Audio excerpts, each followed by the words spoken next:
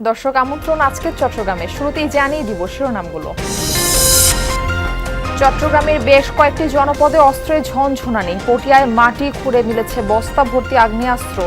স্থানীয় সরকার নির্বাচনকে ঘিরে চলছিল মজুদ, দাবি পুলিশের।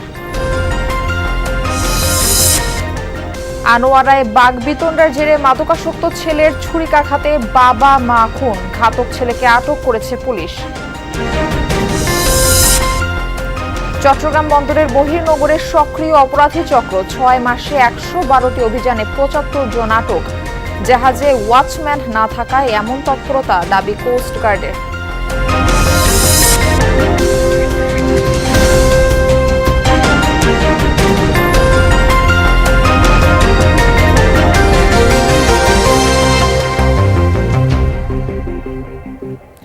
দর্শক আমন্ত্রণ আজকে চট্টগ্রামে, আপনাদের সঙ্গে থাকছি আমি মারফি রহমান। এতক্ষণ শিরোনাম দেখছিলেন। অস্ত্রের ঝনঝনানিতে অস্থির চট্টগ্রামের বেশ কয়েকটি জনপদ, সক্রিয় একাধিক সন্ত্রাসী চক্র। পরিস্থিতি নিয়ন্ত্রণে গত কিছুদিন ধরে অভিযানে নেমেছে পুলিশ। এবার পটিয়ায় মাটি খুঁড়ে বস্তার ভেতর মিলেছে আগ্নেয়াস্ত্র, ধরা পড়েছে 2 সন্ত্রাসী। স্থানীয় সরকার নির্বাচন সামনে রেখে এবং আধিপত্য বিস্তারে এসব অস্ত্র মজুত করা হচ্ছিল বলে দাবি পুলিশের। চট্টগ্রামের পটিয়ার দুর্গম পাহাড়ি এলাকা ইন্নার পাড়ায় পুলিশের হাতে আটক এই 2 জনই চিহ্নিত সন্ত্রাসী। নাম দেলোয়ার ও মহসিন। দুজনের বাড়ি পটিয়ার কেলি শহরে।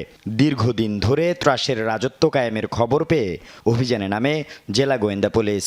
গ্রেপ্তারের পর তাদের দেখানো পাহাড়ি পথ ধরে অনুসরণ করতে থাকে অভিযান টিম। পরে মাটি খুঁড়ে পাওয়া যায় প্লাস্টিকের বস্তা, যেখানে ছিল 2টি এলজি ও 2টি বন্দুক এবং বেশ কিছু কিরিচসহ দেশীয় অস্ত্র। দুর্গম এলাকার সুযোগ নিয়ে অনেক ছোট ছোট অনেক বাহিনী বা অনেক সন্ত্রাসী গোষ্ঠী গড়ে উঠেছিল।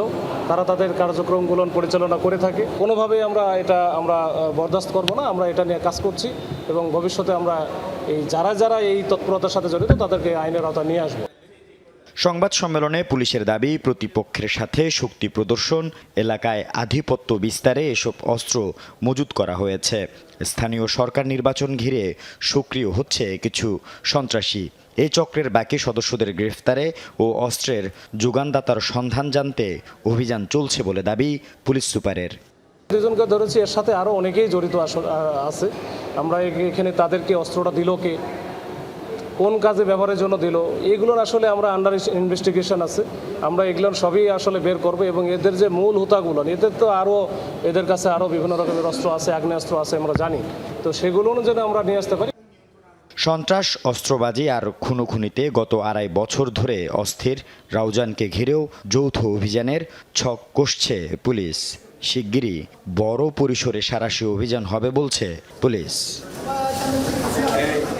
আল আমিন শিকদার, যমুনা নিউজ, চট্টগ্রাম। মাদকাসক্ত ছেলের ছুরিকাঘাতে খুন হলেন জন্মদাতা বাবা মা। চট্টগ্রামের আনোয়ারায় ঘটেছে এই নৃশংস ঘটনা। ঘাতক ছেলেকে আটক করেছে পুলিশ। শনিবার বেলা 2:30টার দিকে আনোয়ারার হাইলধর ইউনিয়নের পূর্ব গুজরা এলাকায় এই হত্যাকাণ্ডের হতবাক এলাকার মানুষ। নিহতরা হলেন 65 বছর বয়সী স্বপন দাশগুপ্ত এবং তার স্ত্রী কল্পনা দাস। পুলিশ ও প্রত্যক্ষদর্শীরা জানান, এই দম্পতির ছেলে রমি দাশগুপ্ত মাদকাসক্ত। একাধিকবার মাদক নিরাময় কেন্দ্রে পাঠিয়েও পরিবর্তন হয়নি। দুপুরে বাগবিতণ্ডার জেরে মা বাবাকে ছুরিকাঘাত করলে ঘটনাস্থলে প্রাণ হারান তারা। ময়নাতদন্তের জন্য 2 জনের মরদেহ মর্গে পাঠিয়েছে পুলিশ। রান্নাঘর তো নারা সিঞ্জিত করে তুলে এসেছি মাঝে উনির বুয়াই মাঝে নিজের বুয়াই নিজের মারা সহ ছুরি কেসি মারি। এখন গাজাহাট এই পর্যন্ত 10বার র্যাব সেন্টার দিয়ে 10বার র্যাব সেন্টার দেওয়ানোর বড় দিয়ে এখন খতম বালা থেকে খতম খারাপ থাকে। এই বিষয়ে বিস্তারিত তথ্য আমরা জানার চেষ্টা করব। চট্টগ্রাম মেডিকেল কলেজ হাসপাতাল থেকে আমাদের সঙ্গে যুক্ত হচ্ছেন আমাদের সহকর্মী জুবায়ের রিফাত। এই যে হত্যাকাণ্ডের ঘটনা ঘটলো, এই বিষয়ে আপনার কাছে আর কি কি তথ্য রয়েছে? কি কারণে আসলে এই হত্যাকাণ্ডটি ঘটানো হয়েছে, এ বিষয়ে পুলিশ কি বলছে? মারফি, বেশ জটিল এবং হৃদয় বিদারক ঘটনা। এক্ষেত্রে আসলে হৃদয় বিদারক, কারণ যেই ছেলেটি আসলে তার বাবা মাকে খুন করেছে, তার নাম রমি দাশগুপ্ত, তার বাবার নাম স্বপন দাশগুপ্ত এবং তার মায়ের নাম কল্পনা দাশগুপ্ত। আমরা যতটুকু জানতে পেরেছি সে বাবা মায়ের একমাত্র সন্তান এবং তার সাথে আজকে মূলত যেটি হলো পৌনে 2টার দিকে তার সাথে মূলত তার মায়ের সাথে কথা কাটাকাটি হয়। আমরা স্থানীয়দের ভাষ্যমতে আসলে বিক্ষিপ্ত তথ্য পাচ্ছি। সেক্ষেত্রে কেউ কেউ বলছেন যেহেতু রমি দাশগুপ্ত বাবা মায়ের একমাত্র সন্তান এবং সে অবিবাহিত ছিলেন এবং দীর্ঘদিন ধরে সে মাদকাসক্ত ছিলেন এবং তার চাচা কল্লোল দাস আমাদেরকে যেমনটি বলেছেন, তিনি জানাচ্ছিলেন যে এ নিয়ে আসলে 10মবারের মতো মাদক নিরাময় কেন্দ্র থেকে তাকে নিয়ে আসা হয়েছে। গত 2 মাস ধরে সে বাড়িতেই অবস্থান করছে আনোয়ারার হাইলদর ইউনিয়নের গোজরা গ্রামে, অর্থাৎ যেখানে আজকে ঘটনাটি ঘটেছে। তার চাচা যেমনটি বলছিলেন যে তার মধ্যে উন্নতির কোনো ছাপ তারা এখন পর্যন্ত আসলে দেখছেন না এবং আজকে যে ঘটনাটা ঘটে গেল মূলত তার মায়ের সাথেই প্রথমত তার মাদকের টাকা নিয়ে অথবা তার বিয়ে সংক্রান্ত কোনো বিষয় নিয়ে আসলে এই ধরনের এই যে বাকবিতণ্ডার ঘটনা ঘটেছে এবং সেখান থেকে আসলে প্রথমেই তার হাতে আসলে যেই অস্ত্রটি ছিল ধারালো ছুরি বা কাঁচি জাতীয় কিছু একটা, পুলিশ যেমনটি আমাদেরকে বলছিল, সেটি দিয়ে তার মাকে প্রথমে সে আঘাত করে। তার মাকে আঘাত করার পর স্বাভাবিকভাবেই আঘাত করার পর মা যখন চিৎকার দেয় তার বাবার বয়সও 70 ঊর্ধ্ব, তার বাবা তার মাকে আসলে বাঁচাতে যাওয়ার পর সে তার বাবাকেও একই কায়দায় একইভাবে আসলে ছুরি চালিয়ে আসলে হত্যা করে বলে পুলিশ এখন পর্যন্ত আমাদেরকে জানিয়েছে। আমরা পুলিশের কাছে জিজ্ঞেস করেছিলাম, যেহেতু স্বাভাবিকভাবেই ঘটনার পর তাকে আসলে পুলিশ তাদের হেফাজতে নিয়েছে, আমরা জানতে চেয়েছি যে তাকে আসলে কি অবস্থায় পাওয়া গিয়েছিল।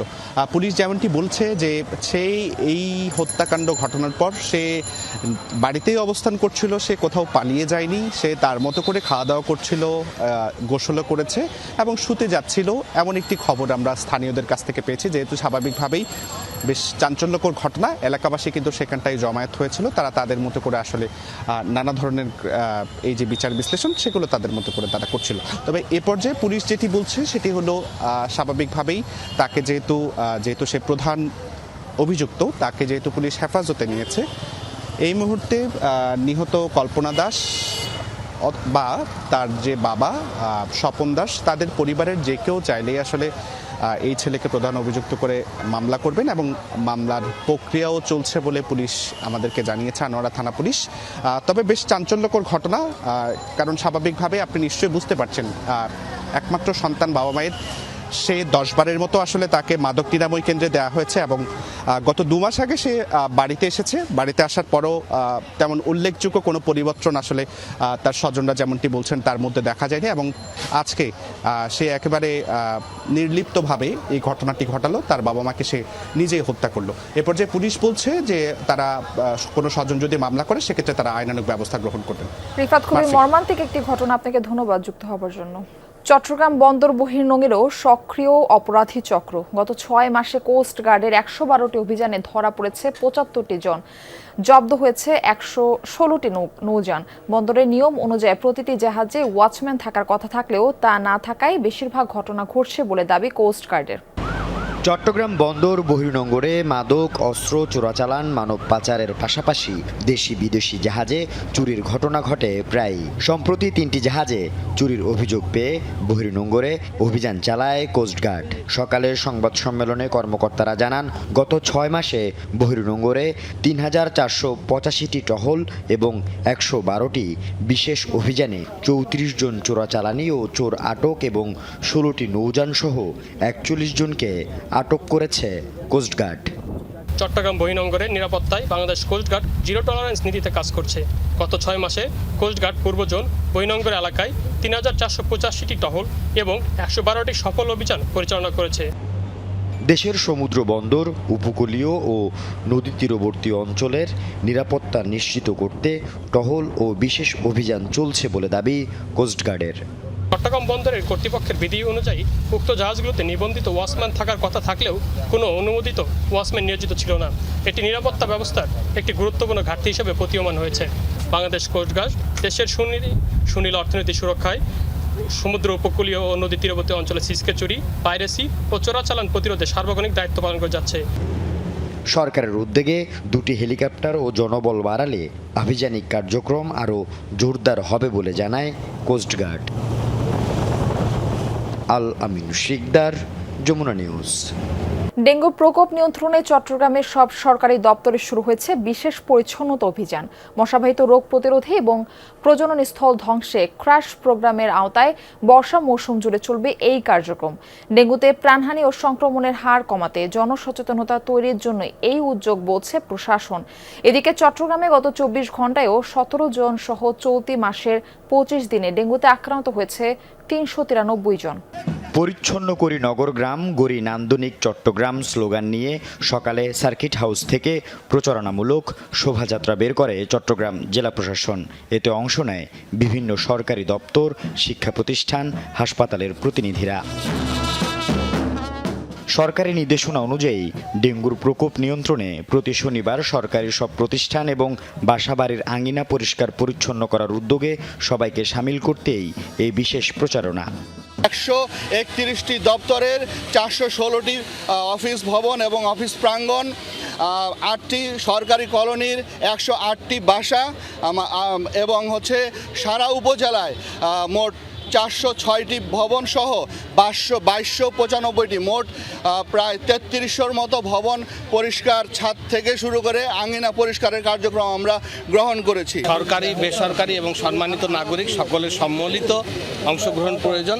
আমরা এটাকেই জাগরিত করার জন্য আজকে সমবেত হয়েছি। বর্ষার শুরু থেকেই চট্টগ্রামে বাড়ছে ডেঙ্গুর প্রকোপ।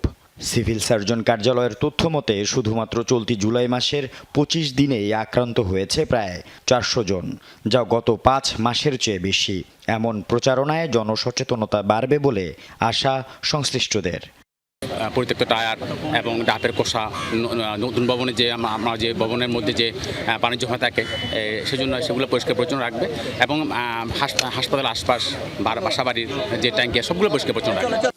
শোভাযাত্রা শেষে চট্টগ্রাম জেলা প্রশাসন প্রাঙ্গণে চলে বিশেষ পরিচ্ছন্নতা কার্যক্রম। এতে সিটি মেয়রও উপস্থিত ছিলেন। ডেঙ্গু, চিকুনগুনিয়া সহ মশাবাহিত রোগ প্রতিরোধে গৃহীত পদক্ষেপ তুলে ধরেন তিনি। আপনারা আপনাদের আঙিনাটাকে সুন্দর রাখুন, আপনাদের বাসাটাকে সুন্দর রাখুন, তাহলে আমরা একটা সুন্দর শহর কিংবা সুন্দর রাষ্ট্র আমরা গড়তে পারবো। এই সচেতনতার মাধ্যমে একটা clean, green, healthy, safe city গড়া এবং চট্টগ্রাম গড়ার লক্ষ্যে নিয়ে আজকে আমরা কাজ করে যাচ্ছি। আল আমিন শিকদার, যমুনা নিউজ, চট্টগ্রাম। কক্সবাজারের সাম্প্রতিক বন্যার পর আবার বাড়তে শুরু করেছে পর্যটকের আনাগোনা, জমে উঠেছে স্থানীয়দের ব্যবসা বাণিজ্য। এ বিষয়ে বিস্তারিত তথ্য জানাতে আমাদের সঙ্গে যুক্ত হচ্ছেন আমাদের সহকর্মী এহসান আল কুতুবী। এহসান, কক্সবাজারে তো পর্যটকদের আনাগোনা আবারও বাড়তে শুরু করেছে, তাদের নিরাপত্তার বিষয়টি একটু জানতে চাই। বন্যা এবং জলাবদ্ধতা এবং আপনার ভারী বর্ষণ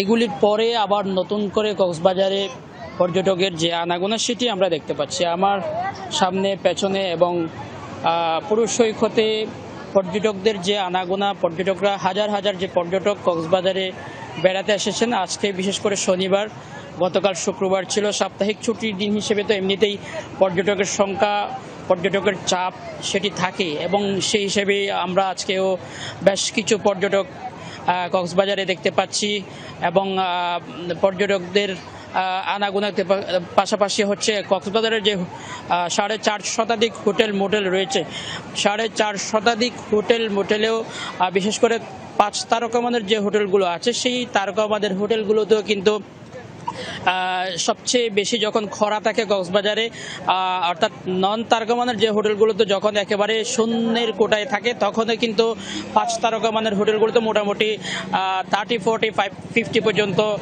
পর্যটকের সংখ্যা বুকিং থাকে এবং সেক্ষেত্রে এখন যেহেতু পর্যটকের সংখ্যা বাড়ছে, এখনও কিন্তু তাদের 60 উপরে চলে গেছে এবং পাশাপাশি 3 তারকা এবং অন্যান্য যে হোটেল মোটেল রয়েছে সেখানেও কিন্তু পর্যটকের সংখ্যা বেড়েছে। পর্যটকের আনাগোনা বাড়াতেই কক্সবাজারে পর্যটন সংশ্লিষ্ট যেসব ব্যবসা প্রতিষ্ঠান রয়েছে সবখানে মোটামুটি একটা সরব অবস্থা আমরা দেখতে পাচ্ছি। আপনাকে আরেকটা বিষয় বলতে চাই, আজকে বিশ্ব পানিতে ডোবা প্রতিরোধ দিবস। আজকে এটি কিন্তু কক্সবাজারের এই সৈকত জুড়ে যারা পর্যটক আসেন কক্সবাজারে তাদেরকে ঘিরেই এখানে নানা কর্মসূচি আমরা দেখেছি।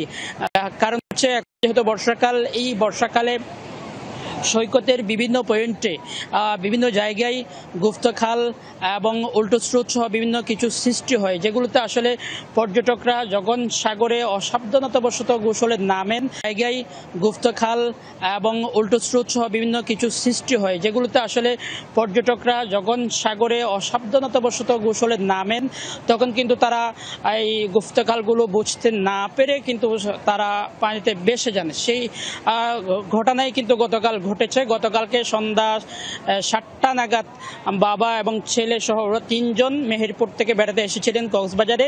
তারা কক্সবাজারের যে পয়েন্টগুলোতে সিসিএফ লাইফগার্ডের সদস্যরা সতর্ক অবস্থানে থাকে সেই পয়েন্টের বাইরে গিয়ে তারা গোসলে নামেন এবং গোসলে নামার পর ছেলেকে ভেসে যেতে দেখে বাবাও তাকে উদ্ধার করতে যায় এমনও শোনা গেছে। আবার কখনো আমরা অনেকের কাছ থেকে শুনেছি বাবা ছেলে একসাথে গোসল করতে নেমে বাবা নিখোঁজ হয়, এখন পরে তার ছেলেকে উদ্ধার করা হয়েছে। এখনো পর্যন্ত কিন্তু তিনি নিখোঁজ রয়েছেন।